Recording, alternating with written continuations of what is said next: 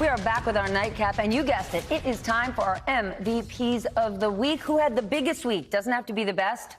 Peter, to you first. I'm going to go with Canadian Prime Minister Justin Trudeau, who this week had the temerity to call out Narendra Modi for what appears to be the assassination of a Sikh nationalist, a Canadian citizen in British Columbia. And I want to single him out for one really big reason. Remember, Modi came to Washington and was feted. And you talked earlier about democracy. They had a state dinner for him. State dinner for a man who has led a government that is undermining Indian democracy, persecuting Muslims in India. And we've seen the Biden administration come in on the Saudis, on the Russians, on the Ukrainians, and on the Chinese. We've seen him come into office talking about democracy and human rights and slowly backing away from it. Trudeau has not. Trudeau was very early when he first came into office, one of the toughest on the Russians for the 2014 invasion of Ukraine. He's been tough on the Saudis, he's been tough on the Chinese, and now he's been tough on the Indians. I think he's a bit of a model for the West to look to when you talk about liberal democracy. I think he's a model either way. Oh, yes. You knew that. He's a cutie. Yeah, 100% agree on that one. Yeah, yep. Okay, so mine is the astronaut Frank Rubio. This is a guy, you guys, who just today is hitting 1 year, in space. Nobody's ever done that on an American level. Last week he passed that. This is a guy, though, who went up on the ISS, went up in the Soyuz capsule, supposed to be there for 6 months. And he said, yeah, sure, I'll do that. I've got a family and all that, but I can do this. He had to stay for an entire year because there was some sort of a coolant leak or something. And if he'd gotten back on that Soyuz capsule to get back down, he could have burned up in the reentry, right? So he's been super positive. He's going to come back on Wednesday. He will be the longest American serving in space. And I'm obsessed with space. How do they do anything? Go there. Would you go? I would totally go in a heartbeat. Elon Musk, are you watching? Not for a year, but I'd go. I'd go, too. I would definitely go. So I think he's super cool. And he's going to come back and spend 2 to 6 months trying to figure out what this did to his body. What's it feel like? His muscles, his bones. I mean, I just heard MSNBC anchors Jose and Alex say, we would love to go to space. Go! And I think Richard Branson, Elon Musk, or Jeff Bezos are watching. We got your duo. I'm going to have a heartbeat. I'd go.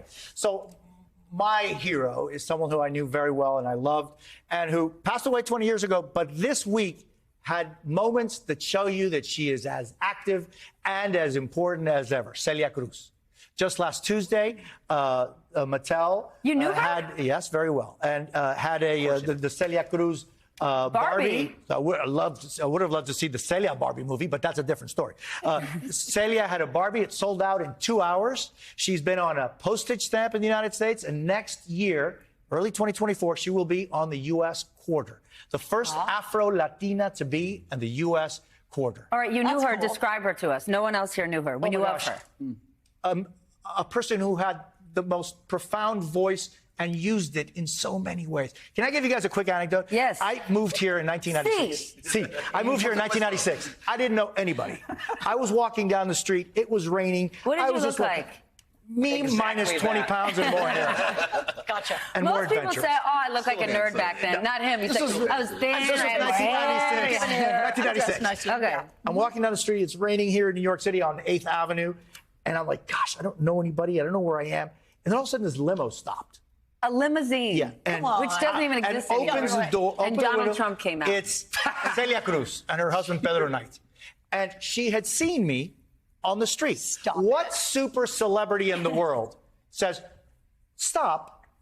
And he says, Jose, you're here now. Oh, my gosh. Here's my number. I'm going to cook picadillo for you. Come on over one day. Wow. And that is who she was. But she also had a voice that she used asking for the freedom and democracy for the Cuban people. She did it in 1994 in the first Summit of the Americas in Miami that President Clinton had. All the world leaders. Quincy Jones was directing the orchestra and said to Celia, listen, no speeches. Celia said, no problem. Cachao, there were Arturo Sandoval, the best of the best musicians. So she kept her word. And during the song, she told Cachao, adelanta el mambo. Let the mambo go. And there she said, presidents, don't support Castro. Support the democracy of Cuba. And then kept going. Pete, she used her voice always. I was going to say I'm going to save the best for last, but Jose may have already won this. Well, Taylor Swift did that to you once, right? Here you go. No, Taylor Swift pulled up and asked me. I remember that. She got out and she said, is that Pete Dominic? She did. Or Daughtry? And listen. And which one's better? I said Daughtry, of course. If I can get in the car, the ticket's very expensive. Let's do a duet. My person tops everybody's. No. I just think that we're over 30 here. And I think it's important to stay connected to young folks. And we have kids, you might not, but every month on my show, I get to know and profile a Gen Z person that has very little in common with me. And last week, I met in Iowa City, Iowa, Deja Taylor, who is a 20-year-old entrepreneur, genius, STEM expert. She's won like all these science fairs, been profiled on a whole bunch of different networks and news outlets. USA Today made her nominated for Woman of the Year. She invented this amazing stitches, like sutures, that help detect an infection and can match the color of people of color skin, which doesn't always happen. It hasn't been. She's working to advocate for people of color, people who identify as queer, all over the country. She is a role model, and like we beat up on young people so much. How old and I is just she? love. She's 20 years old, and I just love to meet people and to prove to us older folks how amazing the next generation is. And I mean, they're the future, right? Yeah, That's a beautiful one. That is a beautiful And she drove one. past me and did not she invite didn't me. open the- Nope, she didn't even say hi. didn't Yeah, stop no, her. she just said, thanks for profiling me, and that was it. On to bigger and better No food, things. yeah. I'm excited I get to mention her on your show. She's an amazing woman. I hope we get to meet her. I don't always have an MVP, but this week I do. And it is primetime Deion Sanders, Coach Prime. Okay, it is not enough that he played in a Super Bowl and a World Series. Obviously, if you don't know or if you've been under a rock, he is now the coach at the University of Colorado. And overnight, this guy turned that team into the biggest story in sports. Along They're with now his 3-0 sons. last year. And his two sons who are on the team. I just think it's amazing. It really is. That one guy, one personality like this can transform a team, a school, a sport, the media frenzy around him. It was a woman manager who convinced him to take this job. And I mean, I just cannot get enough of primetime content right now. Yeah, neither I can the hope he nation. doesn't leave for the NFL too soon, but you know they're looking at him.